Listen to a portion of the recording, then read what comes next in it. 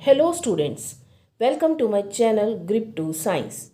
Today we are going to start a new chapter of class 10th biology, which is control and coordination. First of all, we must know that what is control and what is coordination. Means there is a system in our body, or we can say there is a system in living organisms which control or coordinate all the activities of the body. If we talk about coordination, अगर हम coordination की बात करते हैं तो plants और animals को जब हम कंसीडर करते हैं so there is two type of coordination in animals but only one type of coordination in plants. There are mainly two type of coordination. First, nervous coordination and second, hormonal coordination. Nervous coordination जो हम discuss करेंगे सिर्फ animals के अंदर discuss करेंगे हम इसको. Plants के अंदर नर्वस कोऑर्डिनेशन इज और neural coordination is absent, but hormonal coordination is present in both animals as well as plants. So in this chapter we are going to discuss mainly three type of coordination: neural or nervous coordination in animals, then hormonal coordination in animals, and then third one, hormonal coordination in plants. Let's start the chapter. In this video we are going to discuss the first part of this chapter. Human body is a complex machine. हमारी जो body है machine की तरह काम करती है, performing tons of functions and processes to maintain and sustain the life. हमारी पूरी लाइफ को हमें लिविंग ऑर्गेनिज्म बना के रखने के लिए हमारी बॉडी को बहुत सारी प्रोसेसेस करनी पड़ती हैं, बहुत सारी एक्टिविटीज़ होती हैं हमारी बॉडी में. सो उन एक्टिविटीज़ को कंट्रोल करने के लिए हमारे अंदर एक सिस्टम है और उस सिस्टम को हम कहते हैं coordination system. Organisms move in response to various kinds of stimuli like light, heat, nutrients etcetera. जितने भी लिविंग ऑर्गेनिज्म हैं, चाहे वो प्लांट्स हैं, चाहे एनिमल्स हैं, चाहे हम ह्यूमन बीइंग की बात करें, ह्यूमन बीइंग भी क्या है, हायर कैटेगरी ऑफ एनिमल है. ठीक है, तो हम लोग क्या करते हैं, हर स्टिमुलस के लिए कोई ना कोई रिस्पॉन्स देते हैं. Stimulus. Now what is stimuli और what is stimulus? Singular term है stimulus and plural is stimuli. The changes in the internal and external environment of organism which bring physical and behavioral changes in them are called stimuli. हमारे external और internal environment में जो भी changes आते हैं उसकी वजह से हमारे फिजिकल चेंजेस क्या आते हैं या बिहेवियरल चेंजेस क्या आते हैं, उसको हम स्टिमुलाई कहते हैं. सिंपल सा एग्जांपल है, जैसे एनवायरनमेंट में टेम्परेचर इंक्रीज़ हुआ, ठीक है, गर्मी बढ़ गई, टेम्परेचर इंक्रीज़ हुआ, गर्मी बढ़ गई, हमारा रिस्पॉन्स चेंज हो गया, उसके लिए हमारा लाइफस्टाइल चेंज हो गया, तो फिजिकल चेंजेस भी आए हमारी बॉडी में. फिजिकल चेंजेस क्या है कि स्वेटिंग होने लग गई बहुत ज़्यादा. ठीक है, ऐसे ही टेम्परेचर डिक्रीज़ हो गया यानी कि ठंड हो गई एनवायरनमेंट में, तो भी हमारे अंदर फिजिकल और फिजियोलॉजिकल या बिहेवियरल चेंजेस आते हैं. तो वो चीज़ या वो ऑब्जेक्ट या वो एक्टिविटी जो हमें एक रिस्पॉन्स देने के लिए स्टिमुलेट करती है, एनकरेज करती है, उसको हम स्टिमुलस कहते हैं. सिंपल सा एग्जांपल है, किसी ने क्लैपिंग की, आप फटाफट उसकी तरफ देखते हो. आपकी क्लास के अंदर टीचर आता है, आप खड़े हो जाते हो. क्लैपिंग करना, टीचर का आना, किसी ने आपको नाम लेके बुलाया, आप उसकी तरफ देखते हो, सुनने की कोशिश करते हो. ठीक है, तो किसी का आपको बुलाना, ये सब क्या है, स्टिमुलस, जिसके लिए आप कुछ ना कुछ किसी ना किसी वे में कोई ना कोई रिएक्शन देते हो. So everything which encourage you, which motivate you to react, that is stimulus. Organisms respond to various stimuli.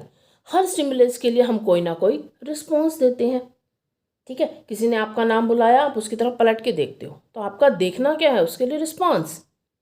ठीक है, तो हर स्टिमुलस के लिए आप किसी ना किसी तरह से रिस्पॉन्स करते हो.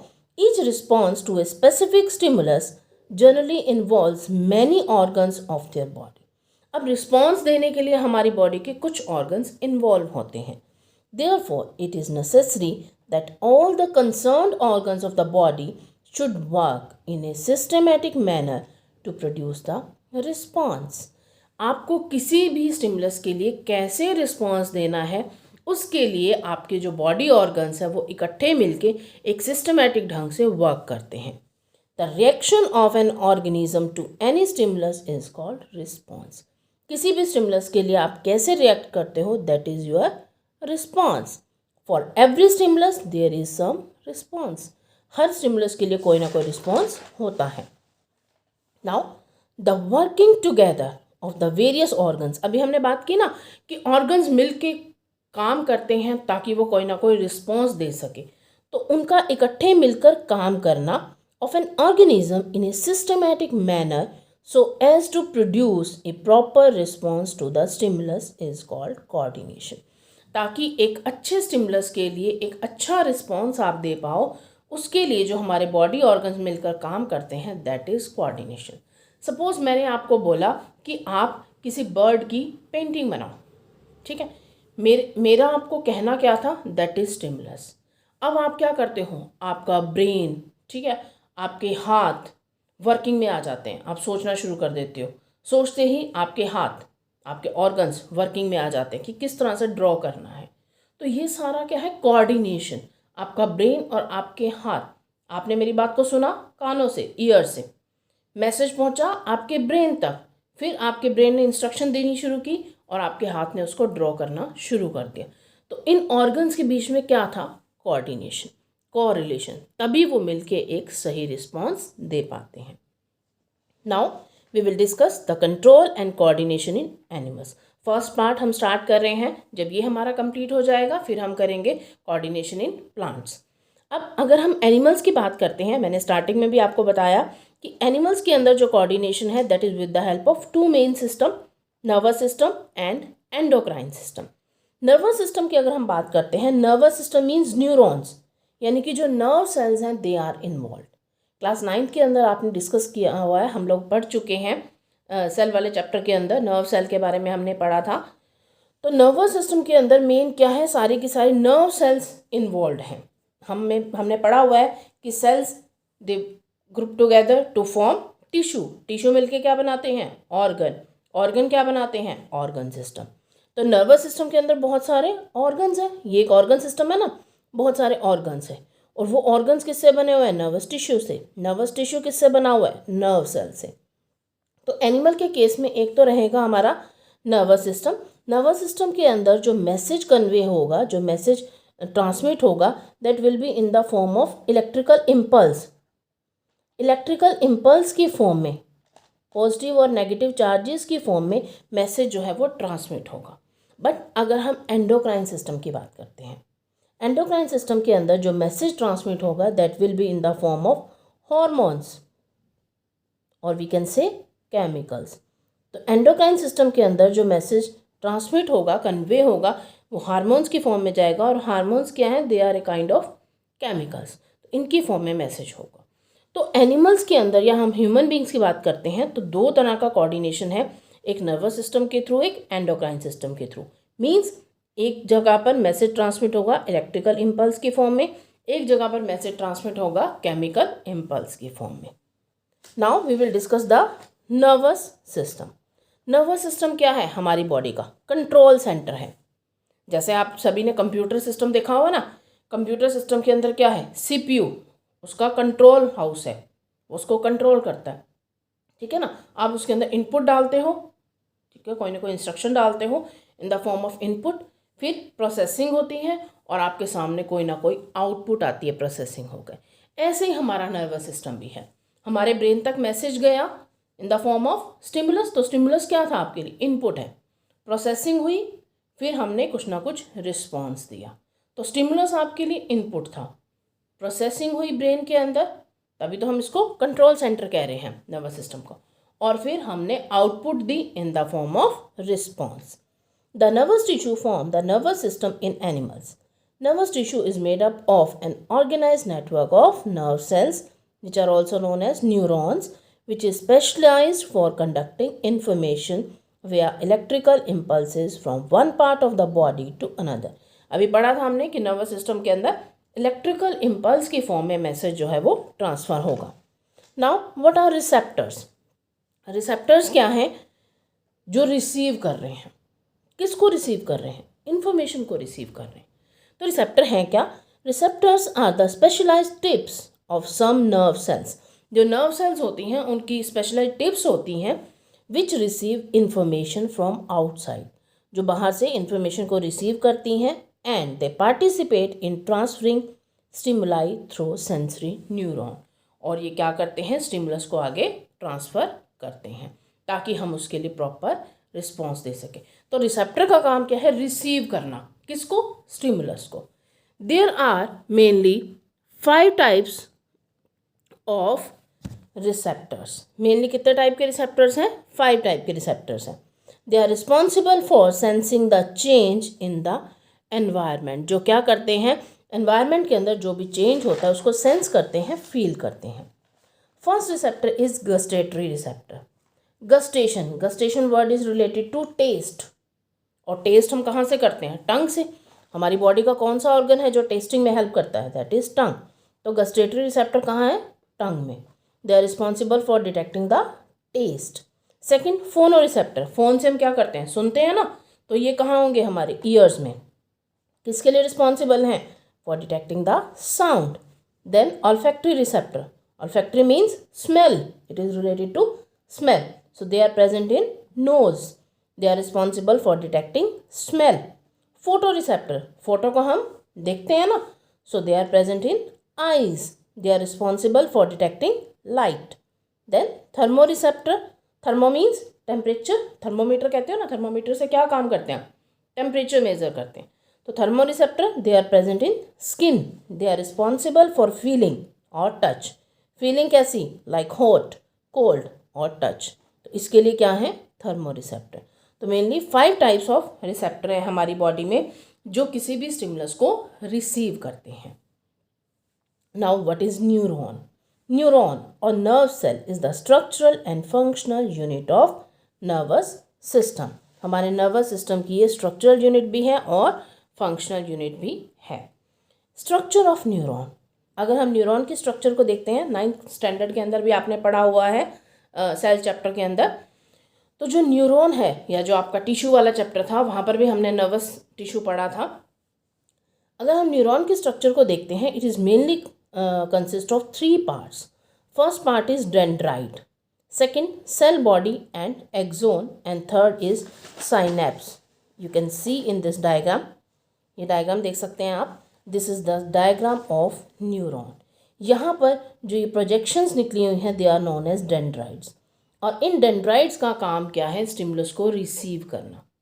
यहाँ पर रिसेप्टर्स लगे होते हैं और ये रिसीव करते हैं इन्फॉर्मेशन को। उसके बाद इन्फॉर्मेशन पास होती है ये यहाँ पर। This is the cell body. Cell body है, सेल है तो इसके अंदर न्यूक्लियस भी होगा, ठीक है। उसके बाद जो ये लॉन्ग बॉडी है this is known as axon, और ये लास्ट है एंडिंग है तो इसको हम नर्व या न्यूरॉन एंडिंग भी कहते हैं। तो फर्स्ट जो डेंड्राइट है वो उसका काम क्या है? That acquire the information. Dendrite का फंक्शन क्या हुआ? Information is acquired with the help of dendrites. Then cell body and axon. अब यहाँ से इंफॉर्मेशन कहाँ जाएगी? सेल बॉडी तक, फिर एक्सोन तक। Information travel as an electrical impulse. बताया था ना मैंने आपको, in the form of charges flow करती है। इलेक्ट्रिकल इम्पल्स, इलेक्ट्रिसिटी है, इलेक्ट्रिसिटी क्या है? पॉजिटिव और नेगेटिव चार्जेस, ठीक है। तो इलेक्ट्रिकल इम्पल्स की फॉर्म में ट्रांसमिट होती है। Then synapse, very important. Synapse क्या है? गैप है ये, जहाँ पर एक न्यूरॉन ख़त्म होता है और दूसरी न्यूरॉन स्टार्ट होने लगती है, उसके बीच में जो एक गैप होता है उसको हम साइनेप्स कह देते हैं, ठीक है। So part where electrical signal is converted into chemical message. तो इस गैप वाले पार्ट में, साइनेप्स में क्या होता है? यहाँ तक इलेक्ट्रिकल इम्पल्स आया, देखो, ठीक है। अब इसके बाद जब साइनेप्स आएगा तो ये जो इलेक्ट्रिकल मैसेज था, जो इलेक्ट्रिकल सिग्नल था, केमिकल मैसेज में कन्वर्ट हो जाएगा, ठीक है, और केमिकल की फॉर्म में ये आगे ट्रांसमिट होगा। सो डेंड्राइट हमने पढ़ लिया, it acquire information, cell body and axon. The information acquired by cell body travels as an electrical impulse. Axon, that is the longest fiber on the cell body, it transmits electrical impulse from cell body to the dendrite of next neuron. तो information dendrite ने receive की, यहाँ से receive होके cell body तक पहुँची, cell body से कहाँ पहुँची? आगे एक्सॉन में गई और उसके बाद नर्व एंडिंग तक चली गई और फिर वहाँ से आगे न्यू नर्व तक जाएगी। Third synapse, it is the gap, बताया था मैंने अभी आपको, between the nerve ending of one neuron and the dendrite of next neuron.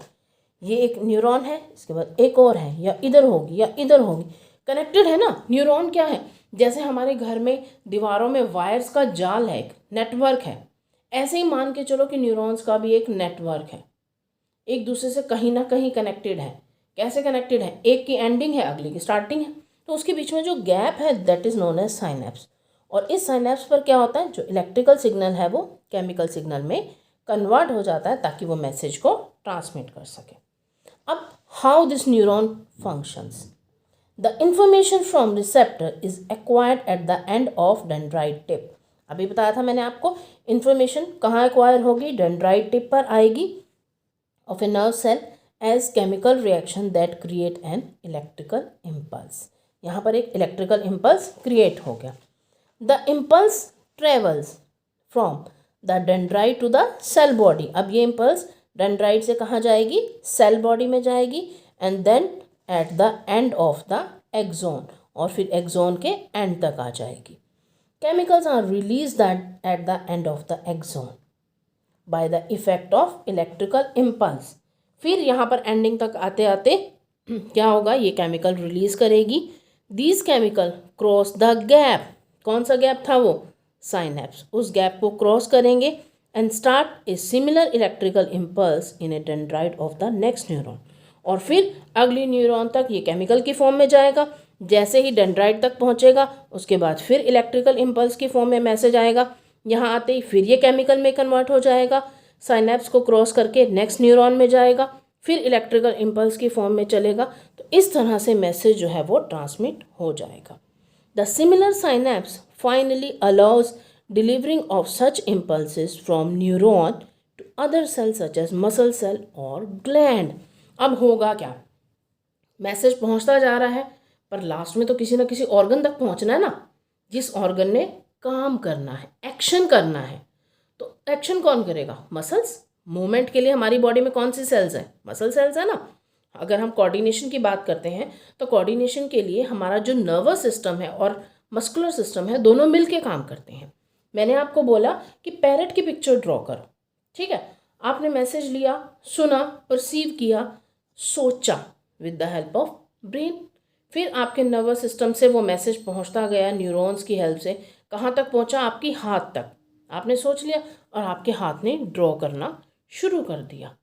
तो मोटर एक्टिविटी किसने की, आपके हाथ की मसल्स ने की, ठीक है। तो आपका मस्कुलर सिस्टम और आपका नर्वस सिस्टम दोनों कोऑर्डिनेटेड है, मिलके काम कर रहे हैं। तो इस तरह से देख सकते हैं हम न्यूरोमस्कुलर जंक्शन को कि ये न्यूरॉन एंडिंग है, एक्सॉन से मैसेज आया, ये मसल्स फाइबर के ऊपर आके अटैच हुआ और मसल्स तक मैसेज पहुंचा और इस तरह से इसने एक्टिविटी की। Now we are going to discuss the types of neuron. There are mainly 3 types of neuron. First one is sensory neuron, इनको हम एफरेंट न्यूरॉन्स भी कह सकते हैं। So what is the second name of sensory neuron, that is afferent neurons. नाम से पता चल रहा है they are connected with sense organ. इनका फंक्शन क्या है, these neurons carry sensory impulses from sense organ और रिसेप्टर टू ब्रेन और spinal cord, means central nervous system, CNS। CNS का मतलब क्या है, सेंट्रल नर्वस सिस्टम। हमारा जो मेन नर्वस सिस्टम है वो सेंट्रल नर्वस सिस्टम है और इसके अंदर 2 ऑर्गन आ जाते हैं, ब्रेन और स्पाइनल कॉर्ड। तो जो सेंसरी न्यूरॉन है इनका फंक्शन क्या है, सीधी सी बात है कि सेंस ऑर्गन से, हमने सुना पढ़ा था ना अभी, रिसेप्टर्स ईयर्स में है, आइज़ में है, नोज़ में है, टंग में है, ठीक है। तो इन रिसेप्टर से सेंसरी इम्पल्स लेना और लेके कहाँ तक जाना, ब्रेन तक मैसेज को छोड़ना, ठीक है। ये काम किसका है, सेंसरी न्यूरॉन का। अब सेंसरी न्यूरॉन ने तो क्या किया, ब्रेन तक मैसेज छोड़ दिया। अब ब्रेन से कहाँ जाएगा, मसल तक जाएगा ना, काम तो मसल को करना है। तो सेकंड आ जाता है motor neuron, means efferent neuron, motor activity. These neuron carry motor impulses from CNS। अब ये न्यूरॉन क्या करते हैं, CNS तक, सेंट्रल नर्वस सिस्टम तक आ गया मैसेज, सेंट्रल नर्वस सिस्टम से ये क्या करते हैं, मोटर इम्पल्स को कैरी करते हैं और कहाँ लेके जाते हैं, इफेक्टर ऑर्गन तक। Effector organ means like muscles और ग्लैंड्स, जिस ऑर्गन ने एक्टिविटी करनी है। मैंने आपको ड्रॉ करने के लिए बोला, तो ड्रॉ आपने हाथों से करना है, तो आपकी हाथ की मसल्स तक मैसेज लेके जाना किसका काम है, मोटर न्यूरॉन का। क्लियर हुआ। सेंसरी न्यूरॉन सेंस ऑर्गन से रिसीव करके लेके जाएंगी ब्रेन तक या सीएनएस तक। सीएनएस से मैसेज कौन लेके जाएगा, मोटर न्यूरॉन। कहाँ तक, इफेक्टर ऑर्गन तक, जहाँ पर इफेक्ट होना है, जहाँ पर काम होना है। And third one is association neuron. Association neurons associate करती हैं, जो जोड़ के रखती हैं किसको, सेंसरी न्यूरॉन को और मोटर न्यूरॉन को। तो ये they are also known as interneurons. Interneuron क्यों कहते हैं, because they connect sensory neuron to motor neuron and they are located in brain and spinal cord. So student, today in this video we have discussed the brief introduction about control and coordination, and mainly we discussed the neuron. In my next video we will discuss about the nervous system of man. Thank you students.